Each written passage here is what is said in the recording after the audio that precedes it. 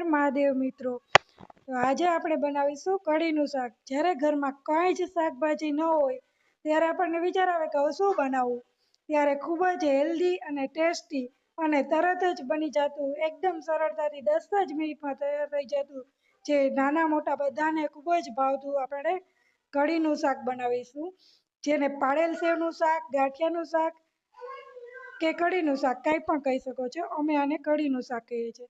તો આજની રેસીપી શરૂ કરીએ. એ પહેલાં મિત્રો, જો તમને મારી આજની રેસીપી ગમે તો વિડીયોને લાઈક કરજો, શેર કરજો અને મારી ચેનલને સબસ્ક્રાઈબ કરજો. તો આજે આપણે આ રેસીપી બનાવવા માટે જોઈશે 8 થી 10 લસણની કળી, 1 ચમચી આખું જીરું, 1 વાટકો ચણાનો લોટ, 1 ગ્લાસ ખાટી છાશ અને તેલ 4 થી 5 પાવડા જેટલું. તો શરૂ કરીએ આજની રેસીપી.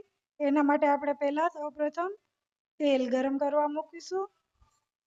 તેલ ખૂબ જ સરસ ગરમ થઈ જાય એટલે એમાં આપણે 4 થી 5 કળી લસણની નાખીશું. તો હવે તમે જોઈ શકો છો કે આપણું તેલ ખૂબ જ સરસ ગરમ થઈ ગયું છે. તો આપણે એમાં લસણની કળી, આખું જીરું, 1 ચમચી હિંગ,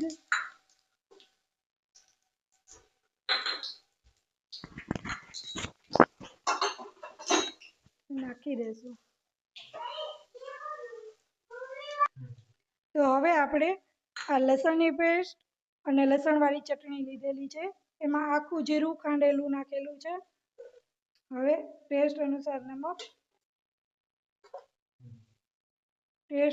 નમક, અડધી ચમચી હળદર પાવડર, 1 ચમચી ધાણા જીરું પાવડર અને થોડી એવી છાશ ઉમેરીશું અને પેસ્ટ બનાવીશું.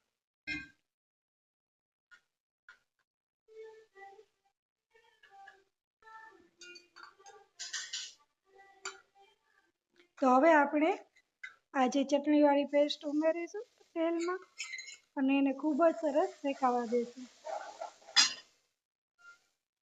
થોડી એવી છાશ ઉમેરી અને બધું જ મિક્સરમાં એડ કરી દઈશું.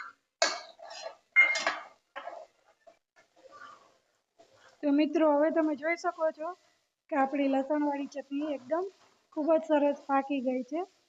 હજી આમાંથી એકદમ સરસ સુગંધ આવી જાય, લસણ ખૂબ જ સરસ પાકી જાય ત્યાં સુધી આને આપણે થવા દઈશું.